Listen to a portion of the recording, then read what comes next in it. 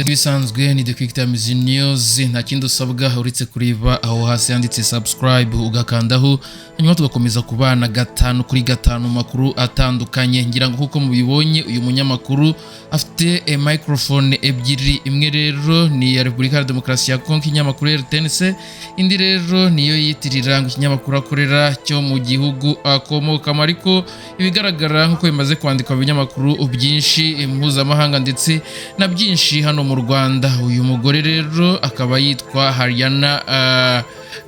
Uyu rero akaba asanzwe ari umwe mu bavuga yuko akorera Tshisekedi. Haryana rero Veras ni umunyamakuru rero wiyambuye ubunyamwuga agahinduka igikoresho cya Tshisekedi.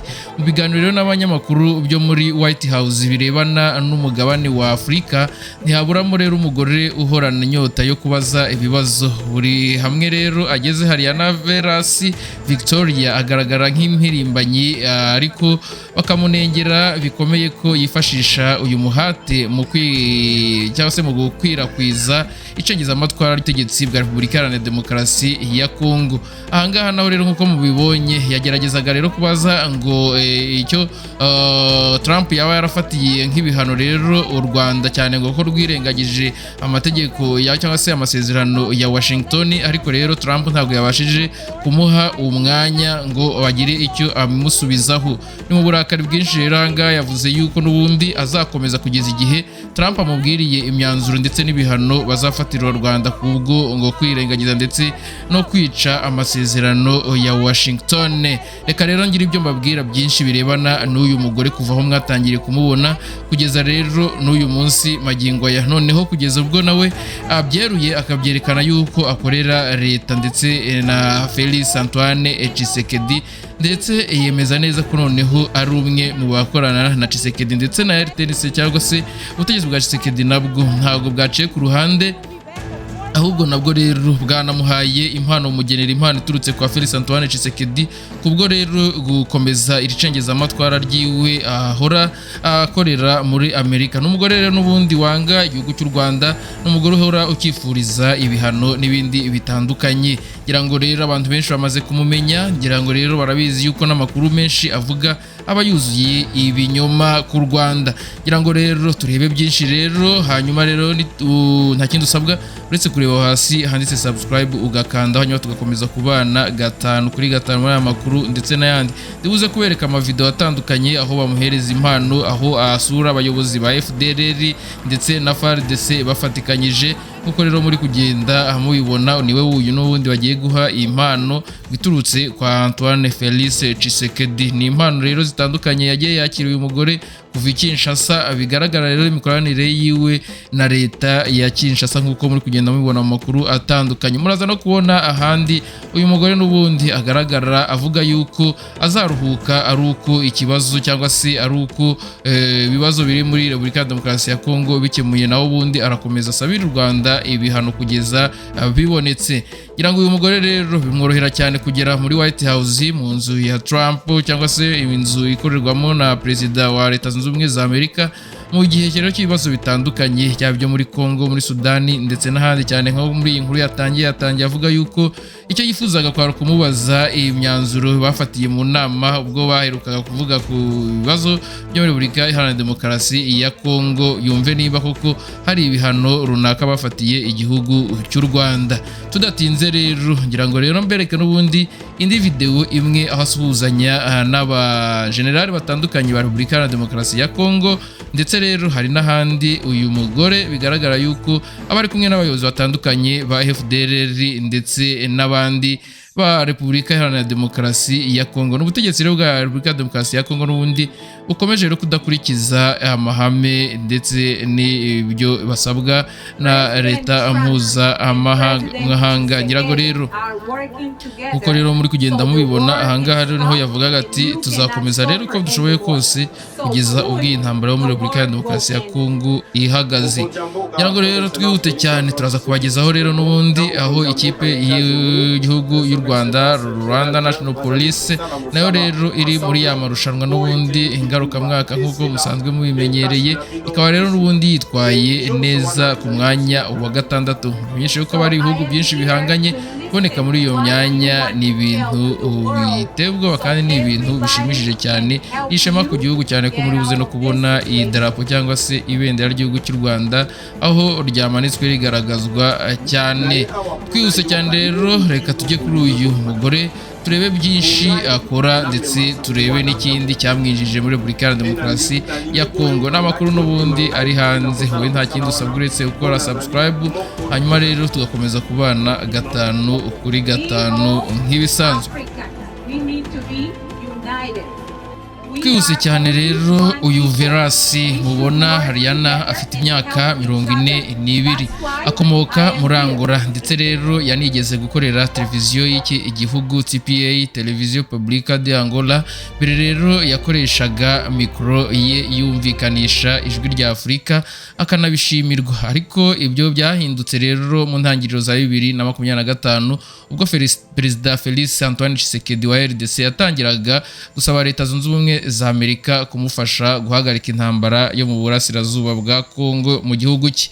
U Rwanda rero rufasha AFC 23. U Rwanda rwateye RDC, ubushotoranyi bw'u Rwanda bya birego byose ubutegetsi bwa RDC bumaze imyaka 4 bushinja u Rwanda byatangiye kumvikana no mu kanwa ka Verasi, ashishikarira rero gusaba ubutegetsi bwa Donald Trump kurufatira ibihano. N'aya magambo yiwe n'ubundi akomeza avuga kuva rero muri Mata 2025. Verasi ntakita ku bibazo byugarije ibindi bihugu bya Afurika nka Sudani y'Epfo, Somalia n'ibihugu byo muri Sahel byugarijwe rero n'umutekano muke, nyamara rero yitwa ko ari umunyamakuru ukurikiranira hafi ibibazo byo mu mugabane wose. Ubutumwa rero bwe ku mbuga nkoranyambaga za X na YouTube uhora rero ari RDC inshuro nyinshi cyane. Tariki 27 Kamena uwo mwaka Verasi yaratunguranye muri White House abwira Trump ko Tshisekedi ashaka kumutanga mu bazahatanira igihembo cy'amahoro cya Nobel. N'ubwa mbere rero Perezida wa Amerika yari yumvise uyu mugambi kuko mugenzi we w'Kinshasa atari yarigeze awumubwiraho. Urubuga rero Neo Africa ku wa 6 Gashyantare 2026 rwanditse ku kuva mu mezi make ashize Verasi yahinduye ikibazo cya RDC urugamba rwe ku giti cye n'urwo mu rwego rw'umwuga. Uyu munyamakuru rero ntiyabihakanye ahubwo yakwirakwije ubu butumwa. Igiteye impungenge kurushaho nuko mu gushyigikira ubukangurambaga Verasi yatangiye gukwirakwiza ubutumwa bw'abarwanya Leta y'u Rwanda bamunzwe n'ingengabitekerezo rero ya jenoside, baba abanyarwanda baba abanyarwanda ba mu mahanga cyangwa se aho mu karere, mu gushimangira rero ko ikibi cyose kivuga u Rwanda aracyakira neza. Kuwa 4 rero Ukuboza 2025 u Rwanda na RDC rero byagiranye amasezerano y'amahoro n'ubufatanye mu iterambere ry'ubukungu bibifashijwemo rero na Leta Zunze Ubumwe za Amerika. Verasi yabajije Trump ati ni ryari rero ingabo z'u Rwanda zizava ku butaka bwa Congo? Amusubiza ikiza ati ni vuba cyane. Byasaga rero naho Verasi yatumwe iki kibazo na Leta ya RDC kuko abayishyigikiye bamukomeye amashyi, ariko ku rundi ruhande abazi neza ibikubiye mu masezerano yashyizweho umukono bamufataga rero nk'uwataye cyangwa se nk'uwatarnye, kuko rero nta magambo arimo yemeza ko ingabo z'u Rwanda ziri muri Repubulika ya Demokarasi ya Congo. Amasezerano ya Washington avuga ku gusenya umutwe w'iterabwoba wa FDLR umaze imyaka myinshi ishyigikirwa na Leta ya RDC. Akabikora rero ititaye ku kuba wariyiciye abaturage benshi, barimo rero abanze kuva ku butaka washinzemo ibirindiro no gukuraho ingamba z'ubwirinzi u Rwanda rwashyizeho. Abasesenguzi batandukanye bavuga ko Verasi adashobora kwigira inyoni nyinshi ngo avuge ko atazi ko FDLR ari ikibazo ku mutekano w'akarere, kuko Amerika akoreramo kenshi yawushyize ku rutonde rw'imitwe y'iterabwoba inashyigikira imyanzuro y'akanama k'umuryango w'abibumbye gashinzwe umutekano yuko ugomba rero gusenywa. Impamvu rero uyu munyamakuru atavuga ko leta ya RDC ifasha FDLR n'imitwe igize ihuriro wazarendo kandi raporo mpuzamahanga zishimangira ko iyi mitwe igira uruhare rukomeye ubugizi bwa nabi bukorerwa abanyekongo bo mu bwoko bw'abatutsi, niyo rero kwibazwaho. Igisubizo nuko yahindutse igikoresho cy'icengezamatwara cy'ubutegetsi bw'Kinshasa utifuza ko ibyo bimenyekana, ariko ubu rero twabwiye yuko babishyize ahabona aho batangiye no kumuha impano zitandukanye. Kuba rero igikoresho cya leta ya RDC bigira ikiguzi kuko hari amakuru ahamya ko mbere yuko Veras abaza Trump igihe ingabo z'u Rwanda zizavira muri RDC, ubutegetsi bwa Tshisekedi bwari bwamuhaye amadolari 4,000 kandi ko yari yiteguye kubaza ikindi kibazo yahawe n'umuvugizi wa guverinoma RDC Patrick Muyaya mbere yuko ikiganiro kirangira, ariko yimwa umwanya. Umunyamakuru Andrew Mwenda ukunzwe muri Uganda yatangaje ko kwita Veras umunyamakuru byaba ari ugutuka umwuga w'itangazamakuru kuko yishyuwe kugira ngo aharabike u Rwanda. Mwenda rero yagize ati nyabona ntimugatuke itangazamakuru muryitirira uyu mugore, n'umunyapolitike wishyuwe kugira ngo aharabike u Rwanda. Icyo rero atazi niba hari icyo bimubwiye nuko ibinyoma bye bidashobora rero guhisha ukuri ko kurenga ku masezerano kwa RDC. Muri rero Mutarama 2026 leta ya RDC n'iy'u Burundi zakajije ubukangurambaga bugamije gusabira u Rwanda ibihano zifashishije imbuga nkoranyambaga, ibiganiro mu nama mpuzamahanga no mu binyamakuru. Veras n'abandi rero banyamakuru bazwiho kubogama hafi aho barazifashije rero. Uko kwezi rero nibwo rero Veras yagiye Kinshasa. Muri uku kwezi nibwo Veras yagiye Kinshasa n'Igitega agirana ikiganiro na Tshisekedi ndetse na mugenzi we Evariste Ndayishimiye w'u Burundi ku mutekano wo mu burasirazuba bwa Repubulika Iharanira Demokarasi ya Congo. Ngira ngo amakuru yose twagiye tuyabagezaho mezi ashize. Icyatunguranye rero nuko ikiganiro cy'iminota 47 yagiranye na Ndayishimiye kitasohotse ku muyoboro we wa YouTube cyangwa kuri televiziyo y'u Burundi, ahubwo cyasohotse kuri televiziyo ya RDC tennis gusa. Ibishimangira ko aho cyari kigenewe ari abanyekongo kuko ibyakivugiwemo byari mu murongo wa leta ya Repubulika Iharanira Demokarasi ya Congo. Minisitiri w'Ububanyi n'Amahanga n'Ubutwererane w'u Rwanda Ambasaderi Olivier Nduhungirehe yagaragaje ko uburyo Veras akurikirana ikibazo cyo mu RDC buca amarenga ko ashobora kuba yishyurwa n'ubutegetsi bwa Tshisekedi. Dusoza rero ati rero yigira nkaho avugira abanyafurika i Washington, nyamara yagiye i Kinshasa kabiri mu mwaka ahura na Perezida Tshisekedi yemera impano ye imbere ya kamera nk'uko twabiberetse mu mashusho yabanjije. Anyuza rero ikiganiro cye na Perezida Ndayishimiye kuri RTNC. Ibyo rero ni ibigaragaza imikoranire yiwe na leta zombi. Ntiyigeze rero ahishura ko ahembwa na Kinshasa.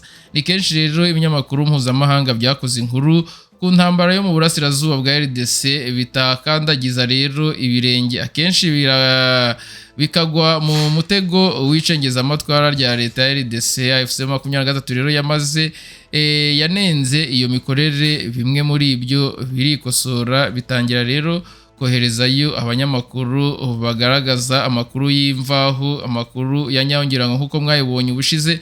Al Jazeera yari y'ubwo AFC 23 yikuraga muri Uvira imbona nkubone.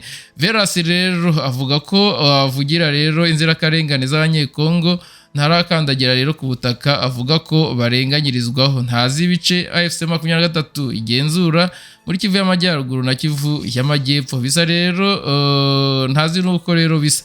Yamamaza rero gusa ibinyoma abwirwa na leta ya RDC, atazi uko ababituyemo babayeho cyangwa se bahagaze. Kimwe rero n'abandi banyamakuru b'abanyamahanga bizera ibyo leta ya RDC itangaza. Veras ashobora rero kuba atazi ko abarwanyi ba AFC 23 ari abanyekongo, bamwe muri bo nka General Major Sultani Makenga bahoze mu ngabo z'iki gihugu. Ni The QuickTimes News nk'ibisanzwe, nta kindi usabwa uretse kureba hasi handitse subscribe ugakanda, hanyuma tugakomeza kubana 5 kuri 5 muri aya makuru ndetse n'andi atandukanye tugiye kubagezaho. Reka rero bararikiriye gukurikirana uyu mukino cyangwa se aya marushanwa Rwanda National Police irimo rero iragenda igirira hanze cyane yuko bari kugenda bitwara neza. Reka mbasigire mwe amashusho, we nta kindi usabwa uretse kureba wasandi subscribe ugakandaho, hanyuma tugakomeza kubana 5 kuri 5 makuru atandukanye.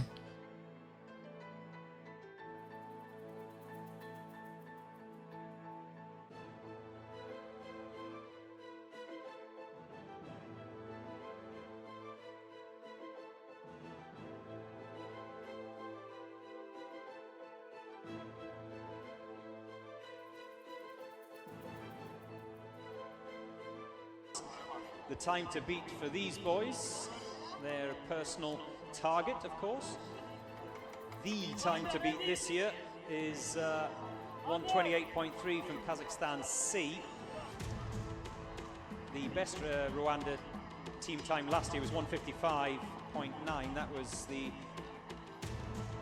SWAT team 1 from Rwanda. So Rwanda National Police Force, certainly the team 2 anyway, they will be hoping to come in under that 2-minute mark. Underway.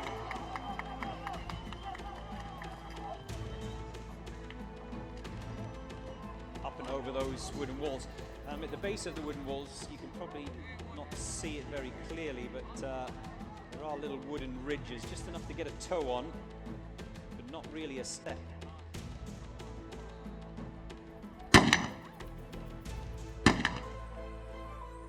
Good so far, no issues for the sniper.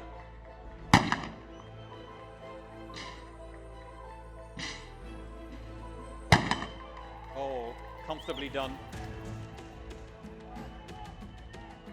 Through the breaching door, they're into the submachine gun pen. What we're watching at the moment is the shotgun assaulter, 1 shotgun assaulter, 3 with submachine guns. Sniper, meanwhile, he stays to finish off his challenges, his targets. And a lot of support for Rwanda. You can probably hear the cheering from behind me. Sniper dragging the first of those deadweight dummies across the finish line. This looks a very good time, by the way. It's not going to beat Kazakhstan C, but it should still comfortably be under the 2-minute mark that they achieved last year. 3 more assaulters make the run for home, and they cross the line in 148.1 for SWAT Team 2 of the Rwandan National Police Force.